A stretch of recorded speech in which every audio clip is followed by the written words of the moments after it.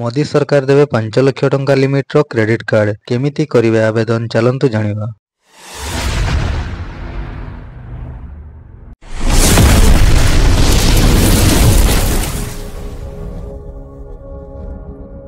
କେନ୍ଦ୍ରର ନରେନ୍ଦ୍ର ମୋଦି ସରକାର ଛୋଟ ଛୋଟ ବ୍ୟବସାୟୀକୁ ପ୍ରୋତ୍ସାହିତ କରିବା ପାଇଁ ପ୍ରୟାସ କରୁଛନ୍ତି। ଏହି କ୍ରମରେ ଗତ 10 ବର୍ଷରେ ସେ ଅନେକ ପ୍ରକାର ଯୋଜନା ଆରମ୍ଭ କରିଛନ୍ତି। ଏହି ଅନୁସାରେ ଆପଣ କେବଳ ସ୍କିଲ୍ ଡେଭଲପମେଣ୍ଟ ପାଇଁ ସରକାରଙ୍କଠାରୁ ସାହାଯ୍ୟ ନେଇପାରିବେ ନାହିଁ, ଏହା ସହ ଲୋନ୍ ପାଇଁ ମୁଦ୍ରା ଭଳି ଯୋଜନାମାନଙ୍କର ଲାଭ ଉଠାଇ ପାରିବେ। ତେବେ ଚଳିତ ଥର ସାଧାରଣ ବଜେଟରେ ସରକାର କ୍ରେଡିଟ୍ କାର୍ଡ ଲଞ୍ଚ କରିବାକୁ ମଧ୍ୟ ଘୋଷଣା କରିଛନ୍ତି। ଏଥିପାଇଁ କୋଉ ଲୋକ ଆବେଦନ କରିପାରିବେ, ଆସନ୍ତୁ ଜାଣିବା। ଗତ 1 ଫେବୃଆରୀରେ ସାଧାରଣ ବଜେଟ ଉପସ୍ଥାପିତ କରି କେନ୍ଦ୍ର ଅର୍ଥ ଏବଂ କର୍ପୋରେଟ ମନ୍ତ୍ରୀ ନିର୍ମଳା ସୀତାରମଣ ଏହାର ଘୋଷଣା କରିଛନ୍ତି। ସେ କହିଛନ୍ତି କି ଆମେ ଉଦ୍ୟୋଗ ପୋର୍ଟାଲରେ ରେଜିଷ୍ଟ୍ରି ମାଇକ୍ରୋ ଅର୍ଥାତ୍ କ୍ଷୁଦ୍ର ଉଦ୍ୟୋଗ ପାଇଁ 5 ଲକ୍ଷ ଟଙ୍କାର ସୀମା ଥିବା ସ୍ୱତନ୍ତ୍ର କାଷ୍ଟମାଇଜ୍ କ୍ରେଡିଟ୍ କାର୍ଡ ଆରମ୍ଭ କରିବୁ। ସେ ଆହୁରି କହିଛନ୍ତି ପ୍ରଥମ ବର୍ଷରେ 10 ଲକ୍ଷ କ୍ରେଡିଟ୍ କାର୍ଡ ଜାରି କରାଯିବ।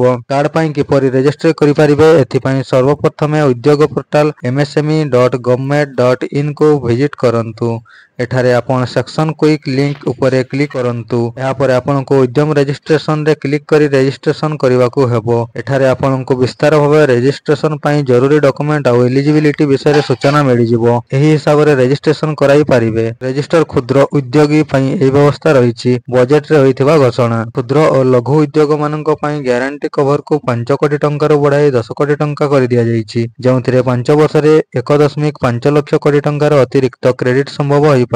ସେପଟେ 27 ପ୍ରାଥମିକତା ଥିବା କ୍ଷେତ୍ରରେ ଲୋନ୍ 1% କମ୍ ସ୍ୱଳ୍ପ ସହ ଷ୍ଟାଣ୍ଡ ଅପ୍ ଗ୍ୟାରେଣ୍ଟି କଭର 10 କୋଟି ଟଙ୍କାରୁ 2 ଗୁଣା ହୋଇ 20 କୋଟି ଟଙ୍କା ହୋଇଯିବ। ଏହା ବ୍ୟତୀତ ନିୟାମକ ଏମ୍ଏସ୍ଏମ୍ଇ ବଢିଥିବା ଗ୍ୟାରେଣ୍ଟି କଭର ସହ 20 କୋଟି ଟଙ୍କା ଯାଏଁ ଟର୍ମ ଲୋନରେ ଲାଭ ମିଳିବ। ତ ଫ୍ରେଣ୍ଡସ୍, ଏହା ଥିଲା ଆପଣମାନଙ୍କ ପାଇଁ କିଛି ଅପଡେଟ୍। ଯଦି ଅପଡେଟଟି ଭଲ ଲାଗିଥାଏ ତାହେଲେ ଭିଡିଓଟିକୁ ଲାଇକ୍ କରିଦିଅନ୍ତୁ ଏବଂ ଆପଣଙ୍କ ସାଙ୍ଗମାନଙ୍କ ସହିତ ସେୟାର କରନ୍ତୁ। ଯଦି ଏହି ଚ୍ୟାନେଲରେ ନୂଆ ଅଛନ୍ତି, ଚ୍ୟାନେଲଟିକୁ ସବସ୍କ୍ରାଇବ କରି ବେଲ୍ ଆଇକନଟିକୁ ମଧ୍ୟ କ୍ଲିକ୍ କରନ୍ତୁ। ଧନ୍ୟବାଦ।